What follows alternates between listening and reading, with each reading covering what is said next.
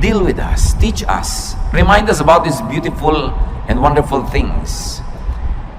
Right now, Father, we ask you to forgive us our sins, cleanse us from all our mistakes, from all the wrong things we do, from all the unclean things that contaminate us. Patawarin niyo po kami sa aming mga kasalanan, punuan niyo ang pagkukulang namin, at ngayon, puspusin niyo kami ng inyong Espiritu para matuto kami nitong napakahalagang kakayanan na magkaroon ng kapayapaan at pagpapahinga. Lead us, Father. Kayo po ang siyang mangusap at kayo rin ang siyang magpala sa lahat ng mga nasa daan papatungo rito. May your safety, your love, your joy be upon us. In the name of Jesus, your Son, our rest, our shelter, our friend, we pray with thanksgiving. Amen.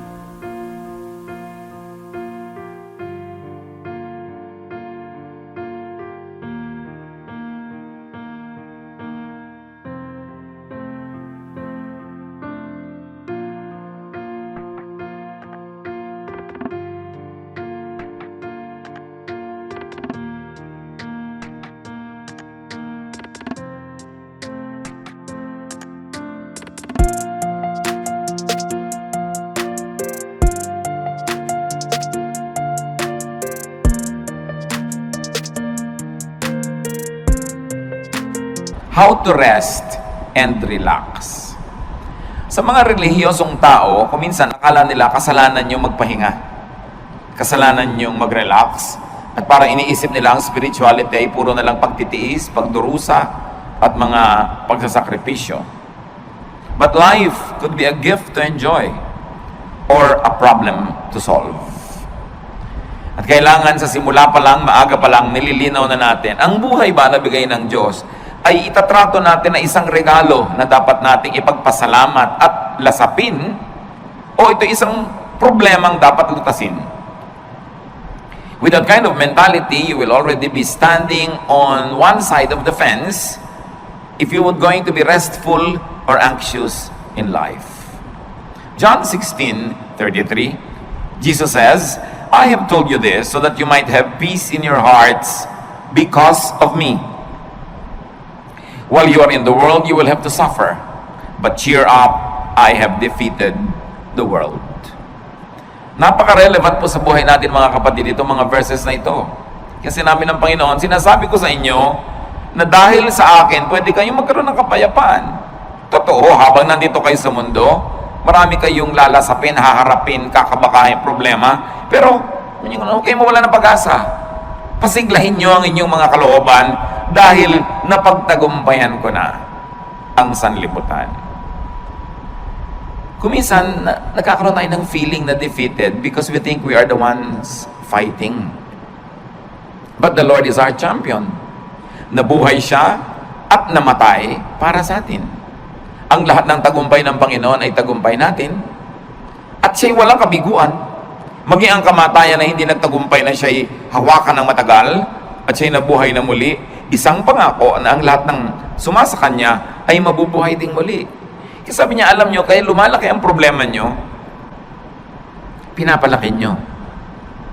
Kaya bumibigat ang kalooban nyo, pinapabigat nyo. Totoo, kung magiging makasanlibutan lang kayo at mag-iisip lang kayo bilang mga karaniwang tao, talagang marami kayong dapat ikatakot at hindi kayo papapahinga. Pero bakit nyo gagawin yung matakot? Samantalang napagtagumpayan ko na ang lahat. That in Christ we have our victory. That even in our personal performance, we might fail every now and then, but it is not our performance that counts, but the performance of the Lord. Hindi yung kulang sa atin ang binibilang, kundi yung kapupunan na ibinibigay ni Jesus. Hindi yung ating karumihan, kundi yung paglilinis ng kanyang dugo. Hindi yung ating mga kamalian, kundi yung kanyang pagiging tama. Ang siyang ibinibigay at ibinibihis sa atin, kaya marapat lang na atin itong unawain. Life is indeed a gift to be enjoyed and shared. Like love, enjoyment and happiness is like a handful of sand. Yun pong buhangin, pag hinawakan nyo lang ng nakarelax ang kamay nyo, andyan lang, pero subukan yung sobrang diinan ng hawak, sikipan, dumudula sa pagitan ng mga daliri natin yung buhangin at natatapong lahat. When you hold too tightly, sand slips through your fingers. And happiness is like that. Enjoyment, like love, is like that. Pag sobrang mong hinigpitan, nawawala. Dapat, relax ka lang. Relaxing and knowing how to relax could be a great tool of survival in this age of stress. Marami talagang stress ngayon. Pati nga inumin mong tubig, binabayaran na, binibili, nung araw naman hindi. Maraming gastos ngayon na dati hindi naman gastos. Yung load, ang laki-laki ng pera mong napupunta sa load, dati naman hindi ginagastahan yan eh. Marami talaga. Pero marami ring blessing na available. Kita nyo naman, nag-survive. Just because we are jealous of others. This makes no more sense than chasing the wind. Si Solomon nagsasabi, napagtanto ko na ang dami nating ginagawang kadakilaan, ginagawa lang natin dahil hinggit tayo sa iba. At gusto nating maging mas dakila tayo. Halimbawa, although hindi ko naman talaga alam ang intensyon ng mga gumawa nung malaking pinakamataas na building sa Dubai, ang taas na building, para lang masabing nasa kanila yung highest building in the world. But what is the context of a tall building, for instance in Manhattan, in New York? Kasi wala nang space, itataas mo lang itataas yung building mo, kasi wala nang space. Pero sa Dubai, na ang lapad-lapad ng disyerto, na kahit ihiga mo yung building, ang haba-haba, everything is first floor, mong ginhawa sa lahat, pwede dahil may space, ba't mo tataasan para ka lang maging tallest building in the world? O ano nangyari sa kalagitnaan ng proyekto, bumagsak ang ekonomiya. So ngayon, kinailangan iligtas sila nung kabilang state para matuloy yung project, napalitan yung pangalan. So, ano pa ang mga pinagagagawa natin? Halimbawa, yung mga estudyante, bakit marami sa mga magulang tinutulak ang anak na tumaas ang grade? Dahil gusto ba nating tumalino siya? O dahil gusto lang nating matalo niya yung isang kakompetensya sa grade? Bakit kailangan ang laki-laki ng TV mo? Ang liit ng bahay, lampas na yung TV sa dingding, nakikita na ng kapitbahay yung gilid. Bakit kailangan? Kasi malaki yung TV ni Kumare. Bakit kailangan mas malaki ang hikaw mo? Dahil pa talagang yung tenga mo, kailangan niyang paglambitin ng mga mabibigat na hikaw. O mayroon kang kakompetensya. Bakit kailangan mas maliit ang baywang mo? Marami tayong ginagawa mga kapatid, pahirap sa sarili just because we're competing with other people. So sabi ni Solomon, vanity, meaningless. Isang pagpapahirap sa sarili na hindi kailangan. Isa pa bang pagpapahirap natin, fatigue. Fatigue hurts. Too much work is painful. Ang dami mga tao sobrang magtrabaho, tapos ang konti lang naman ang nabe-benefit nila doon sa tinatrabaho nila. At the end of the day, sila yung lugi. Sino ang nakinabang? Ang mga kamag-anak nilang batugan. Mga kamag-anak nilang tamad. Hindi nag-iisip, saan kaya ako kukuha ng ganitong gagastusin? Ano kaya ang gagawin ko? Pero at the end of the day, nagkakaroon din. Dahil kahit nagger ka, kahit nagagalit ka, bibigyan mo rin. So ikaw si lugi. Kaya lugi sa buhay yung mga OC, yung mga obsessive compulsive, linis ka ng linis, kasi iba dumi ng dumi.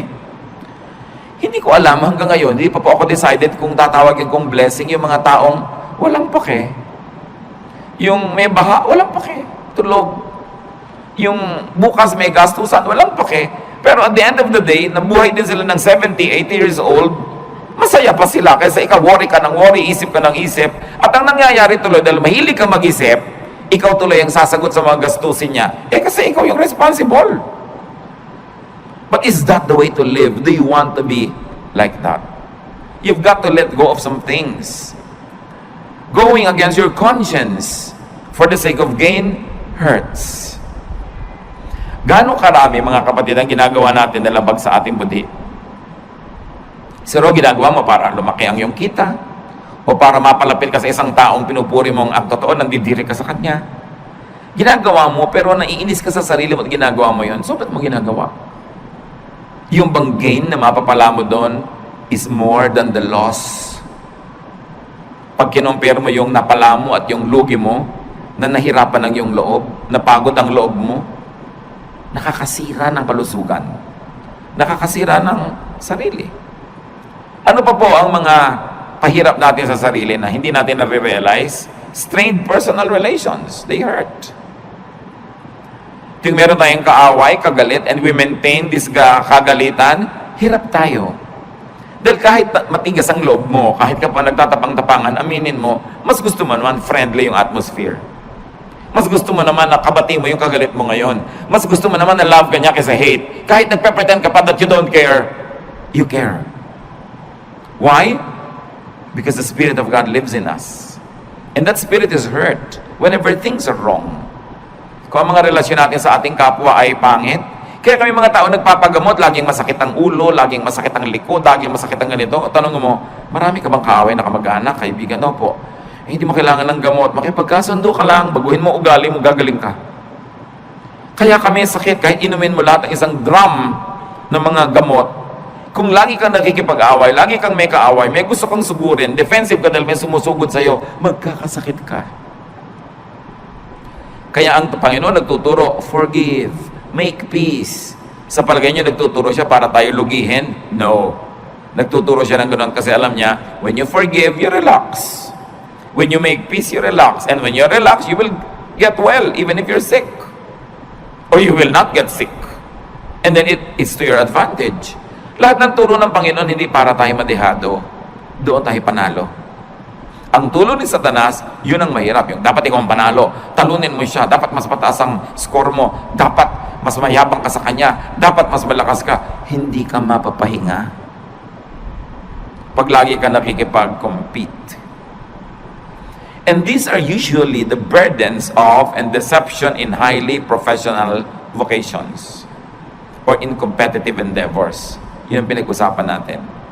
Kaya nga kumisan, meron tayong kapatid o pinsan na masyadong baliwala, yung pa sobrang bahala na, sobrang hindi siya nag-aalala.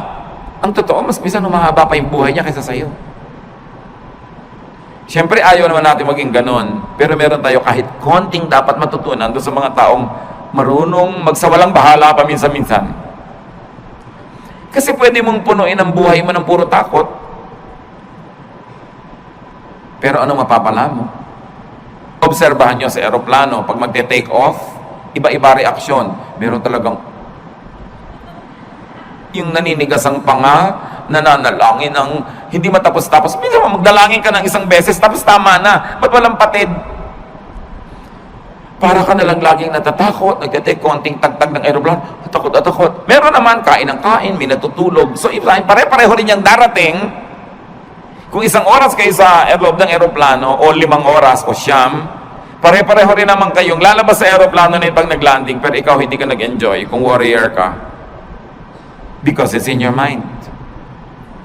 Kaya nga po sabi ko doon sa mga laging natatakot, to myself included sometimes, when you get tempted to be afraid, may kilala ka na ba? Personal na kilala mo na namatay dahil sa plane crash? Wala pa akong natatanong na yes ang sagot. May kilala ka nang namatay dahil nabundol ang tricycle? Meron. Meron kilala ka nang namatay na nasa kama lang, binangungot, namatay? Meron. May kilala kang nasa ospital, naliligid ng mga doktor, namatay? Marami. Yung pala, mas marami doon, di mas matakot ka matulog. Mas matakot ka maglakad sa kalye, ba't pagsasakay ka, takot na takot ka because you're psyched yourself up to be afraid, while flying is the safest way to travel. So it's all in your mind. Ba't mo papahirapan na yung sarili? Kung pwede ka naman mag-relax. And besides, kahit mag-worry ka, makokontrol mo ba yung hangin, yung aeroplano? No. So meron tayo dapat na punto na pwede tayong magsawalang bahala. Total, wala ka rin naman magagawa kahit sikapin mo na bahalain mo yun, hindi rin pwede. Worry hurts. When you worry so much. So do not worry. Do not play God. Ano po ang kinalaman, mga kapatid, ng worrying and playing God? Making things work is God's role.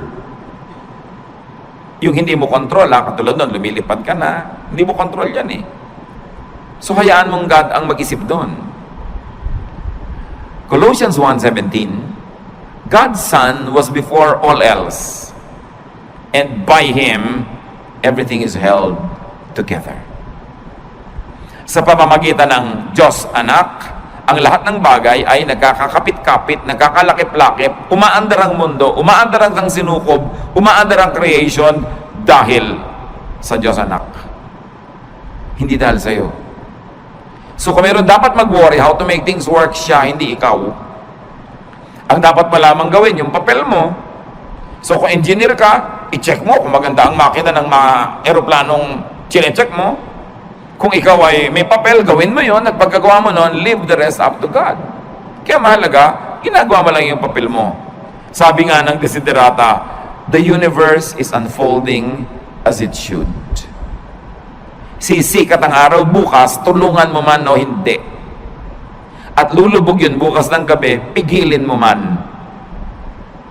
Aandar ang lahat. Mag-global warming kung kailangan mag-global warming. Magkakaroon ng bagyo at aalis din ang bagyo. Babaha at huhupa ang baha. Lahat pa ulit-ulit lang na mangyayari. Hindi mo yung problema kasi hindi ka ang Diyos. Ang problemahin mo lang yung munting daigdig where you move, where you can make a difference, and then leave the rest up to God. Sabi ng Jurassic Park, life finds a way. Mga magulang, nag-aalala tayo, naku yung anak ko aatin ng picnic, baka mahulog. Mangangunyapit yun. At pag nahulog na yun, aahon uli yun kung saan man siya nahulog. Baka siya nahulog, lalago yung uli. Gagawa siya ng paraan. Because life finds a way.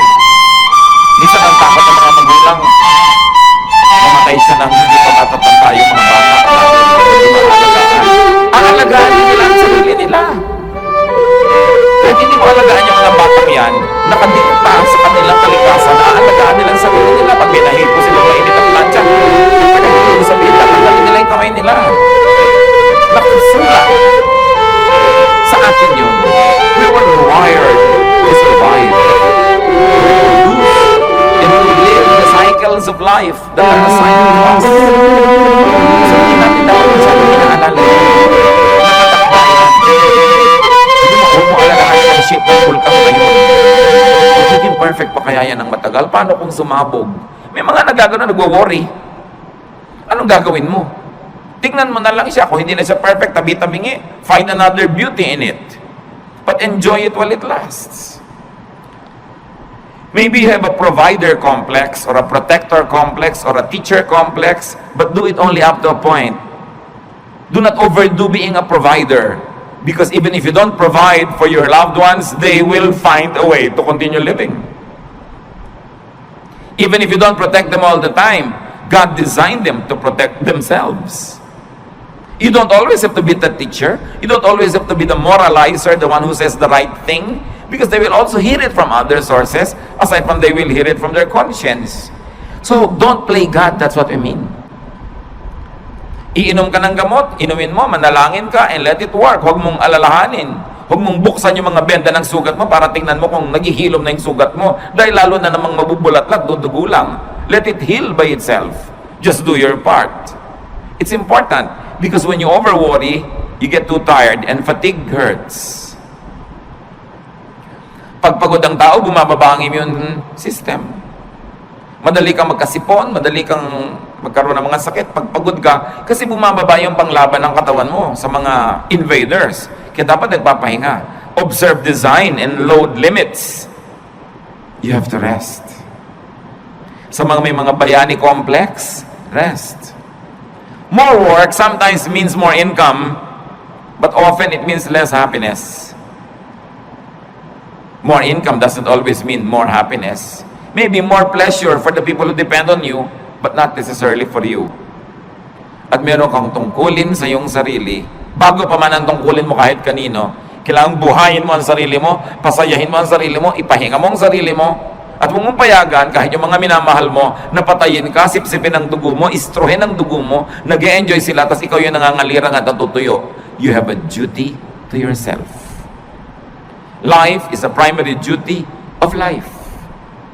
At paglabag sa utos at kalooban ng Diyos na nagbigay sa'yo ng buhay, napabayaan mo ang buhay mo. Kahit pa ngayong pagpapabaya mo, pagdugtong sa kaligayahan ng iba. Kahit sa airlines, makikita nyo doon sa kanilang mga anunsyo ng kaligtasan, pag nawala ng oxygen sa cabin, may malalaglag ng mga oxygen mask, anong gagawin mo? Una mong lagyan ng sarili mo. At pag nakakahinga ka na ng tama, at saka mo tulungan yung bata o yung matanda o sino man, you have a duty to yourself. And it's not selfishness. You were wired and created by God to protect the life that was assigned to you to protect. Yung ibang tao, ipoprotect nilang life nila. Sometimes we are overprotective eh. But they will protect themselves because they too were wired to protect themselves. So do not overwork yourself. Rest from overwork. Learn appropriate contentment with what you make. Yung mga iba, lalo mga professionals, may kasabihan nga ngayon, dahil alam niyo sa Korea, South Korea, sobrang modernization at sobrang materialism tuloy dahil doon, dahil puro pera, may kasabihan ngayon doon, a Korean man gets stomach ache when his cousin builds a new house. Dahil naiinggit siya, bakit bago siyang bahay, anong problema ko, ba't di ako nakakapagpagawa? So papagawa din siya. The competitiveness is too much. That's why one of the highest rates of suicide dyan. Dahil sa competitiveness. 1 Timothy 6:6-7, and religion does make your life rich by making you content with what you have. We didn't bring anything into this world and we don't take anything with us when we leave. Sabi dapat kontento ka kung anong meron ka. Hindi sinabi na kung ano na lang nandyan pwede na. Kasi itinuro, 6 days you shall work and on the 7th you will rest. So it follows that you will really achieve, that you will acquire, that you will amass, and you will have.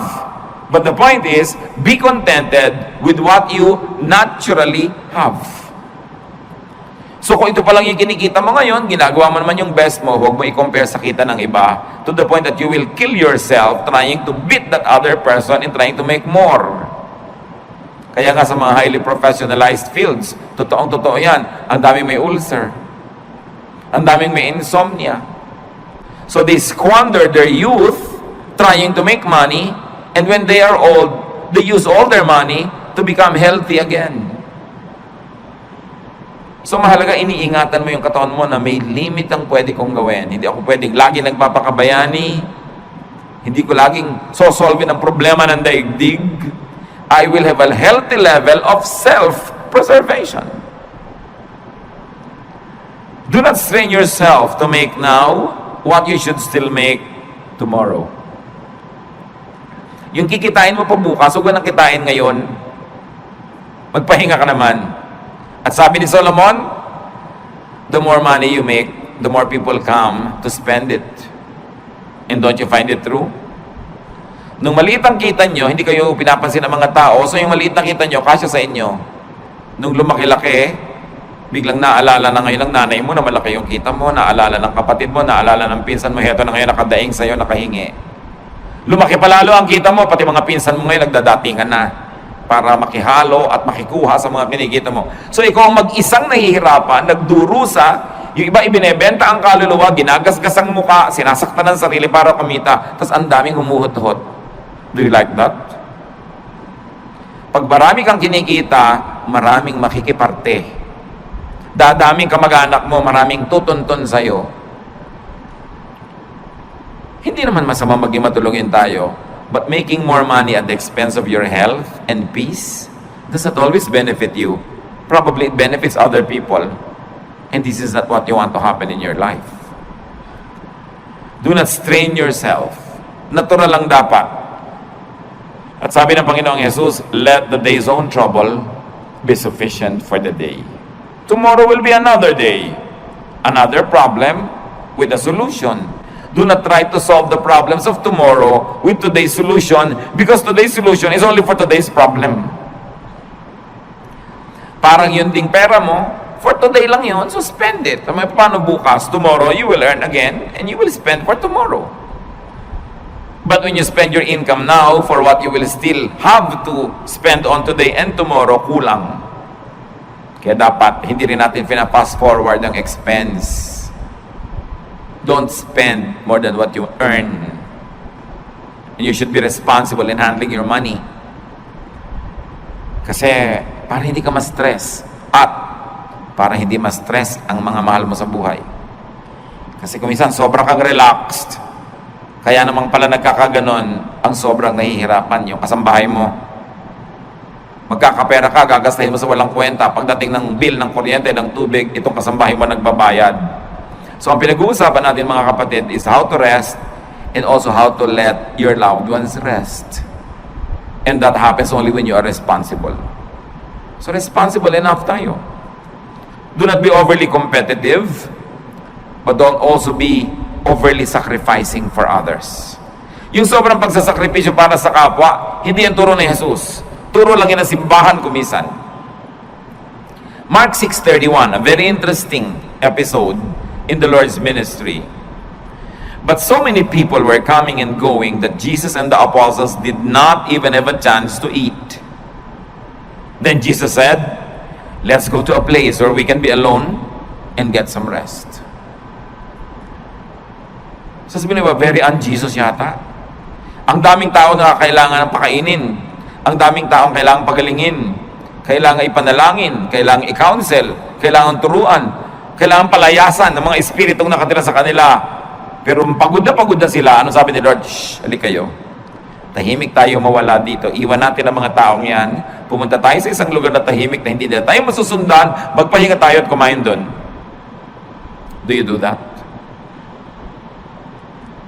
Mga kapatid, kung minsan, sobra kayong palatulong sa inyong mga kamag-anak at yung asawa niyo naman cooperative. Pero sinasabi niyo pa kung minsan sa asawa mo, huwag muna nating isipin yung mga kapatid mo at kapatid ko. Tayo muna magbakasyon. Dapat ganun. Hindi puro sakripisyo.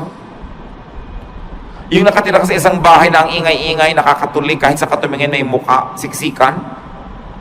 Hindi mo ba sabihin sa asawa mong, minsan mag-motel naman tayong dalawa, honey, para tayong dalawa lang, makapag-salarinan. Dapat mong ginagawa yun. Jesus showed us the way. Don't kill yourself giving to others. You've got to give yourself time and space to enjoy the blessings of God, even though sometimes lang, once in a while, but you have to do it. Why? Because you cannot give what you do not have.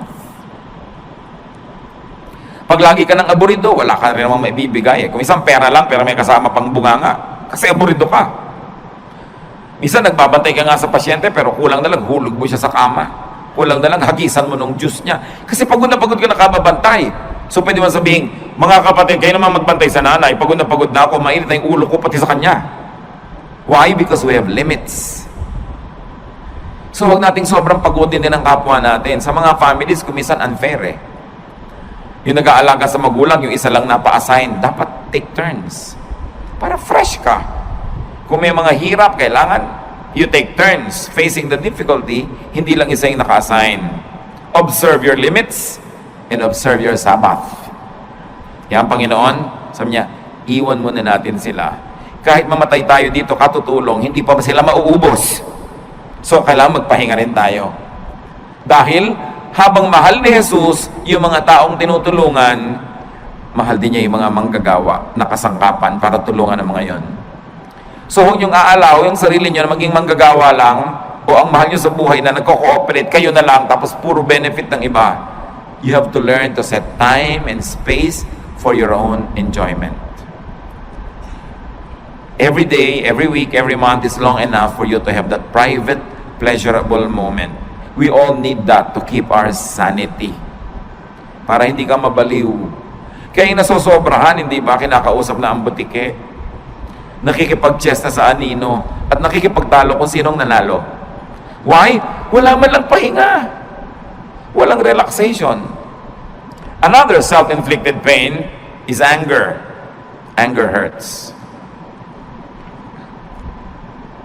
Gaano karaming kalusugan natin nasisira dahil nagalit tayo o nananatili tayong galit. Tuwing galit ka, nagdurusa ang iyong katawan. So, ang totoo nun, ikaw nagpaparusa sa sarili mo. Kaya yung magagalitin, mga kapatid, huwag na kayo makipag-away. Yun lang sila nagagalit sa inyo, yun na ang parusa sa kanila. Kasi napakalaking parusa sa katawan, sa isip, sa emosyon na magalit. So, contain or avoid anger. And once more, don't play God. Why do I say that? Because anger is the prerogative of the perfect. Dapat yung perfect lang nagagalit. Yung author ng perfect moral law, pag na-break yun, dapat siya magalit. Siya yung author siya yung Diyos. Yung author ng natural law, siya dapat magalit when it's broken. Pero tayo, hindi naman author nakikibasa lang tayo. You are not perfect. You are not the author of morality or life. You are just a fellow creature, a fellow beneficiary and traveler, a fellow seeker, in fact, a fellow sinner. Kaya wala kang karapatang magalit. Isipin niyo mga kapatid, ano mga kinakagalit nyo? Kayo ba, Diyos? Ano mga kinakagalit natin? Perfect ba tayo? So may imperfection yung tao, pero perfect ka ba? Besides, you are not designed to be angry. Nung nilikha tayo ng Diyos, hindi niya tayo dinesign na magalit. Kaya pag nagagalit tayo, we go out of the design, we destroy the intentions of the manufacturer, and at the end of the day, we destroy ourselves. Hindi bagay sa atin magalit, hindi tayo dapat nagagalit. Your bodily system goes awry when you get angry. Nagkakasira-sira, nagkakawasak-wasak ang nervous system, electrical and chemical balances of your body naiiba pag nagagalit ka. Kaya mga ibang nagagalit, they become, sabi nila, temporarily insane. Nakakapatay. Traffic altercation, nakakabaril ka ng kapwa, tapos makukulong ka forever.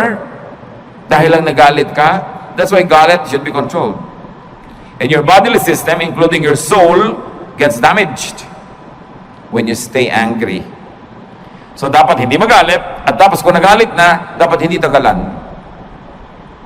Kaya ang sabi sa Bible, do not go to bed while you're still angry. Do not let the sun go down on your anger, which means, huwag mong patagalin yan.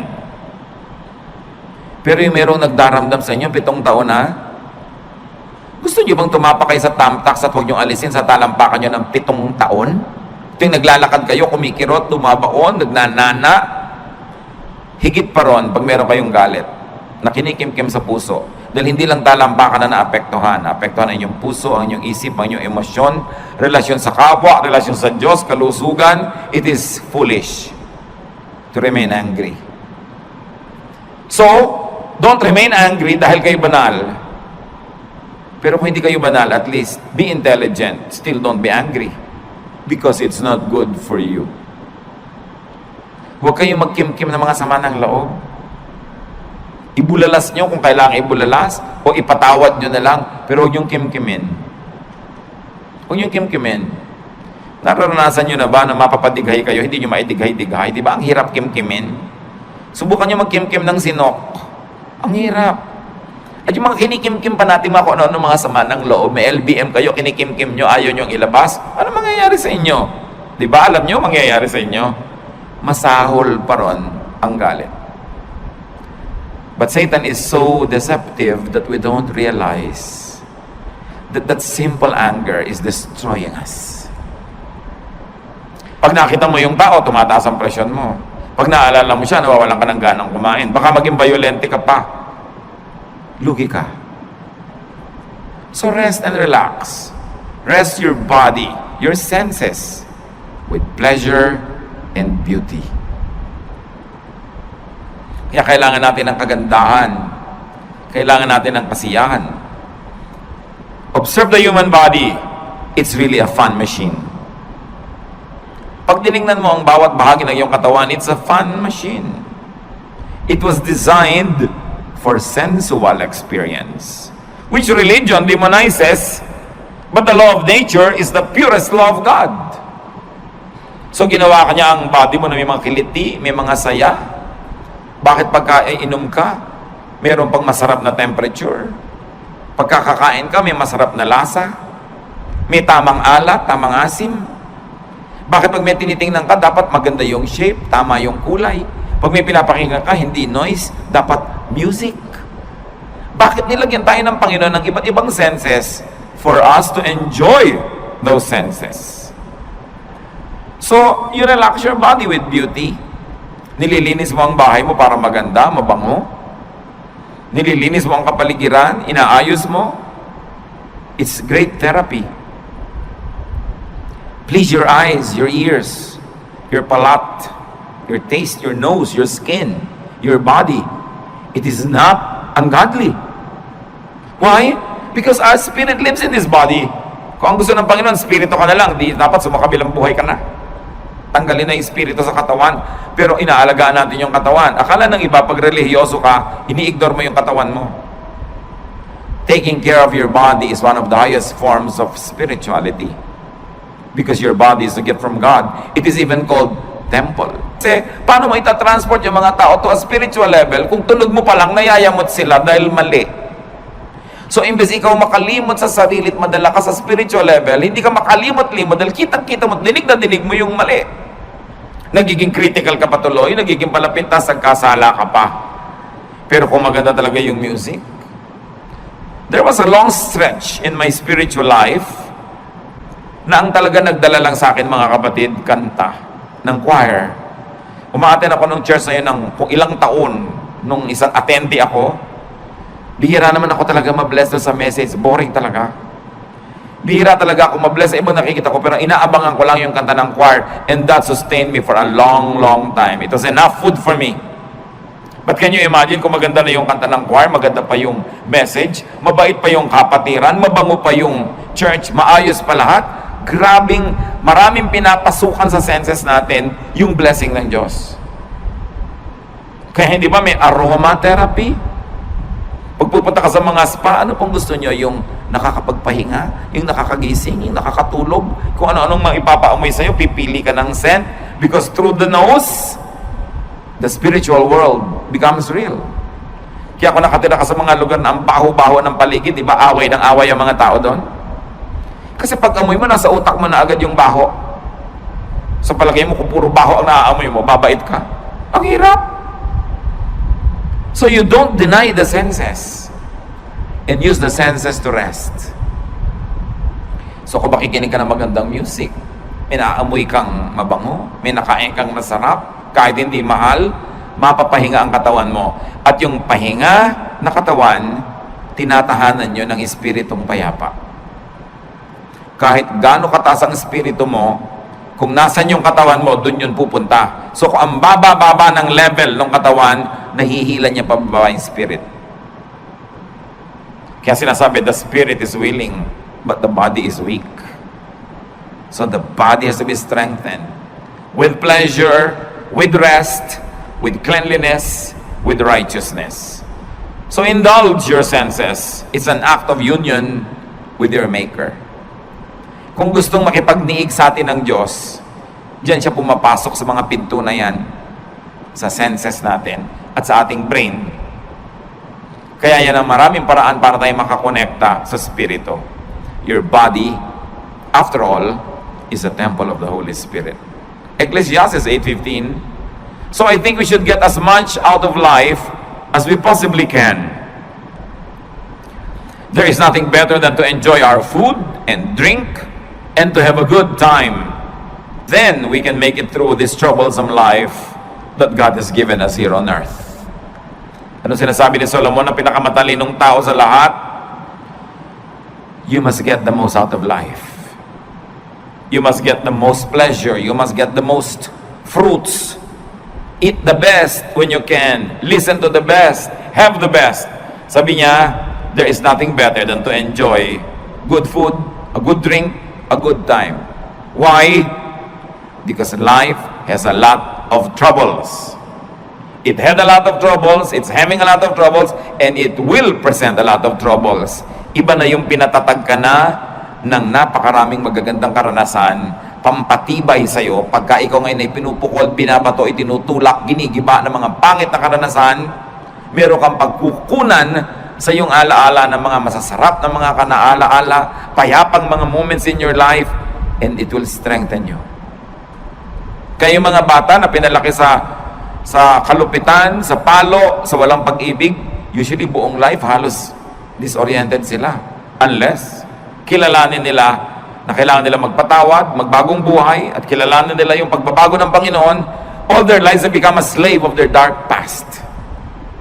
Kaya mahalaga, pinapaganda mo hanggat maaari, lalo sa mga bata. Sabi ni Solomon, tuwing makakapag-enjoy kayo, mag-enjoy kayo. Kasi may mga panahon, kahit may pera kayo, wala kayong gana. Makakabili kayo ng pagkain, pero magaan lalamunan nyo. So ngayong may pambili kayo at meron kayong gana, eat. Bata kayo, kaya nyo yung mamasyal, pumunta doon, gawin nyo yun. Basta binabalansin nyo lang ng tamang pagtatrabaho, responsibility, faithfulness to God. Meron ka ngayong kakayanan na mag-enjoy, enjoy it. Dahil ang bukas hindi mo alam kung pwede mo pang ma-enjoy. Food and drink and good times need not be expensive. Food and drink and good times need not come from damaging toil and overwork. And it need not be paid for with a damaged body and a bruised soul. Hindi totoo ang chismis na kailangan mo pa magkasala, magnakaw, gumawa ng masama para ka mag-enjoy sa buhay. Maraming bagay na libre. At maraming bagay na hindi naman mahal.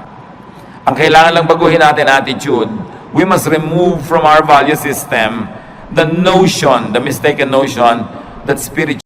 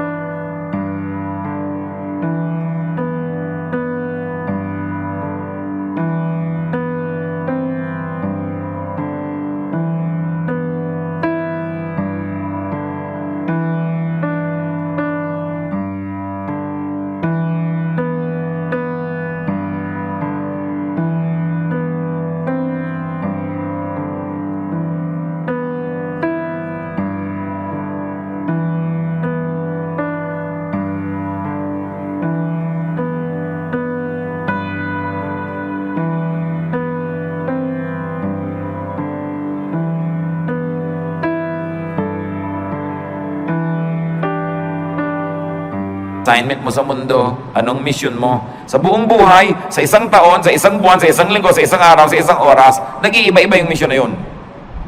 Lagi ka lang sensitive. Anong maganda na pwede kong gawin ngayon, ang assignment ko kay Lord? Gawin nyo. Sasaya kayo. Basta ginagawa nyo ang kalooban ng Panginoon, may pera kayo't wala, malusog kayo't hindi, nag-iisa kayo o may kasama, may malalim kayong saya na tinatawag sa English na joy. It is not dependent on outward events. It is there in your spirit. Pero pag alam nyo kung ano yung mabuti nyong dapat gawin, tapos maang-maangan kayo, in-ignore nyo, di nyo ginawa, kahit may pleasure kayo, kahit may pera, kahit maganda yung kapaligiran, may nagluluksa sa inyong kalooban na hindi nyo pwedeng itanggi at itatwa. So, ang pinakamabuti sa tao, maging totoo sa espiritu, maging totoo sa sarili. Be in character, be true to form. You were not an accident. You were created before the foundations of the world by God's will. Hinintay lamang na lumabas ka sa panahon at sa lugar, pero meron ang kalooban ng Diyos para sa iyo at may assignment ka na. Dapat yung gawin, dapat yung hanapin. Pag hindi mo ginagawa yon, may pera ka man, mataas man ang iyong kalagayan, sikat ka man, may kulang. Parang naglalakad kang merong bato sa loob ng sapatos mo na natatapakan mo, hindi masaya, hindi masarap. Psalm 62:1, my soul finds rest in God alone. My salvation comes from Him. Hindi tayo mapapahinga hanggang wala tayo doon sa sentro ng kalooban ng Diyos. So huwag makipagtunggali, huwag lumaban, makiayon. Flow with the Spirit of God, enjoy the trip, enjoy life, do what you have to do good, be righteous. So rest and relax. Ecclesiastes says there is a time for everything. Work correctly, rest correctly, plant and harvest what you plant, and enjoy the harvest and share the harvest with people. In being kind, don't be unkind to yourself. Allow and let and help others rest and relax. Huwag nyo lang po i-apply sa sarili nyo yon. Dapat din kung may duty ka, gawin mo yung duty mo para yung kapwa mo makapag-relax din. Pag mga bantay kayo, hindi ka nagbantay, di doble ang trabaho ng iba dahil yung pagpapabaya mo, kailangan nilang takpan. Mag-asawa kayo, responsable ang lalaki. Pag irresponsable yung babae, yung lalaki has to work double. Napapagod siya kasi nagpapabaya yung babae. Ganon din yung lalaki. Pag lalaki ka, hindi ka responsable, hindi mo ginagawa ang tungkulin mo, inoobliga mo yung asawa mong babae na siya ang gumawa ng dapat ikaw gumagawa. And it's unfair, it's unkind, and it will get back to you. Hindi ka man gantihan ng asawa mo, gagantihan ka ng langit. Again, because God is the greatest accountant. Debit, credit, balance. Magbabayad at magbabayad ka. Sa pagpapahinga natin, mga kapatid, tiyakin ninyo na hindi naman kayo nagiging pabigat sa iba. Baka sobrang pahinga na yan. Kailangan responsible ka. And you must let others rest too by being responsible. Ama namin sa langit, salamat sapagkat pwede kami magpahinga. Maraming dahilan para kami mabahala, maguluhan, malito. Pero may isang dahilan para kami makarelax. At kayo yun. You are our God. You are our Creator. You're the author of life. You're God of heaven and earth. And you love us. Because of that, you guide us, you teach us, you correct us, and you balance our lives. Turuan niyo kami, Panginoon, na gawin ang dapat namin gawin bilang nilalang at magkaroon kami ng